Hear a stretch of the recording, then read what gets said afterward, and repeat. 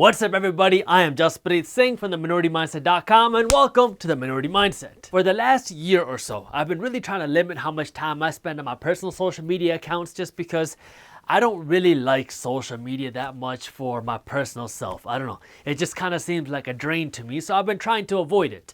Well, about a week or so ago, I went on Facebook and somebody that I knew made a post where they were congratulating their friend for all their success because their friend had just bought a brand new Audi. A few hours later, I went on to Instagram and another one of my friends made one of those like long elaborate posts where he was talking about how God is good and about how successful he is in his work because he had just picked up a brand new G-Wagon. This is where our society is completely backwards. Not in the sense that it's bad to want nice things or celebrate by buying nice things or that it's bad because you want to drive a nice car. There's nothing wrong with that. If you want to drive a Benz or a BMW or a Rolls Royce, great. I think it's great that you want to be financially successful. But the thing that's backwards is how we identify success as a society.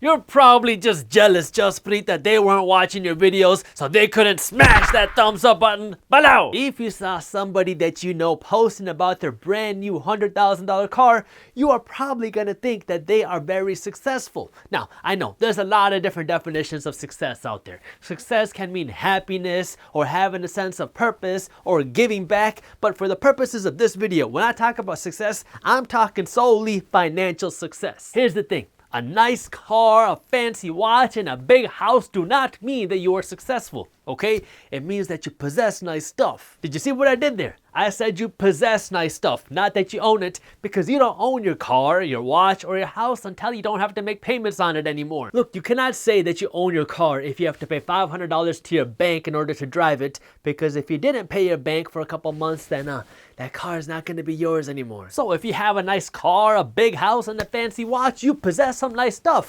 but that's not an indicator of how successful you actually are. All it means is you possess nice stuff. Nothing else. If you want to look at success, you gotta look a little bit deeper. There are plenty of people, actually it's the majority of people, who possess nice stuff. So you have a nice car, a nice phone, a nice laptop, a nice house, a nice watch, but you are actually broke. Now, if you want to go deep into credit card debt and live paycheck to paycheck, that way you can flex on Instagram, be my guest. That's not what I would ever recommend, but if you want to be broke, that way you can support the economy and support my stock portfolio, you have every right to do that. The thing that kind of bugs me is not when people try to flex or when they do flex on Instagram. That doesn't bother me at all. It's kind of entertaining to watch. The thing that kind of bugs me is when people put up a fake flex and then they try to sell you on their fake flex as a real flex. The same day that I saw this Facebook post and this Instagram post, I went on to YouTube, I think, or maybe it was Facebook. I don't remember which one, but I think it was YouTube.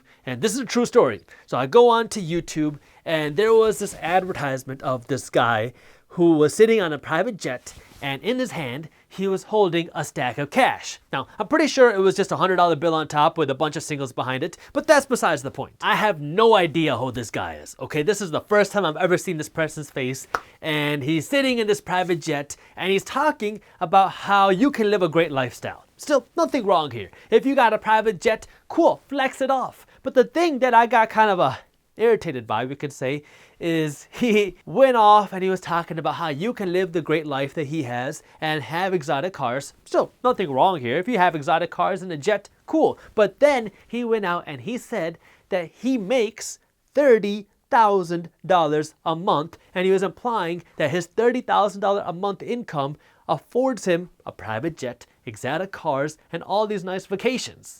Where do I sign up? Now look, I'm paying more than $30,000 a month right now to run Minority Mindset. $30,000 a month is a good amount of money, but $30,000 a month is not flying in a private jet money. Let me ask you this. Do you know how much it costs to fly a private jet? A decent jet that fits, 10 to 15 people is gonna cost you like $10,000 an hour to fly. So your whole monthly income is gonna buy you just a few hours of flying time in the air and nothing else. If you wanna fly from New York to California, which is a 6-hour flight, you're gonna have to pay 2 months of your entire income for a one-way ticket. Oh, and this is also assuming that you don't have to pay any taxes on your money. As an attorney who is not your attorney, I can tell you that if you make a lot of money, you're gonna have to pay a lot of taxes. Unless, of course, you have a bunch of tax loopholes. But assuming that you don't have a bunch of tax loopholes, if you're making $30,000 a month, half of that money is going to go to taxes, which means after taxes, you're only left with $15,000 a month. Now, don't get me wrong, $15,000 a month after taxes is still good money and you can live a great life, but it's not private jet life. Now, if you want to fly from New York to California after taxes, you're going to have to cough up 4 months worth of your entire income for just a one-way flight.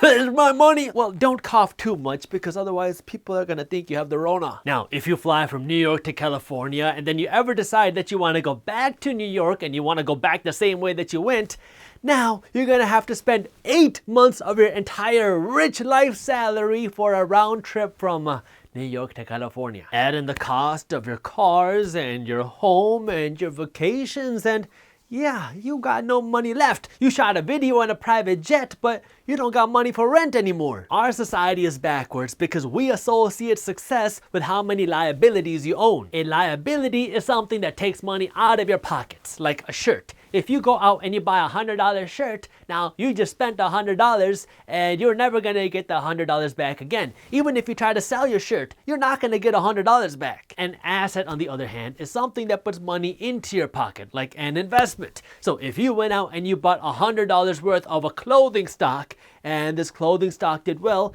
now your stock is gonna go up, and they might even pay you passive income through dividends as well. So if you decided to sell your stock, now you're gonna get more than $100. People are devoting their entire lives to buying assets, fancy cars, clothes, shoes, vacations. That way they can look rich without even thinking about buying a single asset. You don't own any assets. You don't have any passive income. You don't have any savings, but you got a fancy car, and people on Instagram love it. Or I guess people on Instagram like it because you can only love things on Facebook, right? Take a minute and ask yourself, would you rather be rich or look rich? Maybe the answer is both, and you can do that, but this is not a chicken and the egg dilemma where people don't know which one comes first. If you want to be rich and look rich, there's only one way to do it. You gotta be rich first, and now you'll have the money to look rich. If you focus on trying to look rich before you actually are rich, well, you will never actually become rich. Financially, our society is backwards. We are trained to make money and then make everybody else around us rich, and then if there's any money left over, that's a big if, that's when you can use your remaining money crumbs to actually make yourself rich. We encourage everybody to buy a big home even if you can't afford it because you only live once. Everybody's told that you should drive a nice car because you're only young once. And are you kidding me? Of course you should get that $6,000 watch. You deserve it. You've been working so hard and putting in that overtime. Plus, if you just finance that watch, you're barely even going to notice the monthly payments. This is that real minority mindset message that we're trying to spread because, well, we don't think like the majority of people. I don't know about you, but I would rather use my money to build my wealth and buy my freedom and make myself rich before I make everybody else around me rich. And then when I'm ready, then I will use my money to buy all the nice things that I want. I'm not telling you to sacrifice your dreams. I want you to have your dream car. I want you to have your dream home. I want you to have all the exotic vacations. All I'm saying is I want you to be able to afford this stuff. I don't want you to have to sacrifice your life just so you can make the payments. Focus on buying the assets first, because if you do that, eventually your assets will be making you enough money. That way your assets can make your payments for you. It's a different mindset. We're not taught to think like this. It's shifting from that spend mindset that everybody has to that invest mindset, because if you do that, you build this minority mindset and you build these investments, eventually your investments are gonna cover your spending. Life was never intended to be a competition where you're digging yourself into a financial hole just so you can flex on Instagram and Facebook and YouTube, okay? Focus on you and build your wealth first. Once that's done, buy whatever you want. Post it on Instagram, it doesn't matter. You can flex now because you're not the one going into debt to buy all this nice stuff. And if you really want, make that second image the receipt. That way you can show #no payments. This is what real financial education is about. And if you want more, you can always subscribe to our Minority Mindset YouTube channel, because we're putting out new financial news and education videos every single week.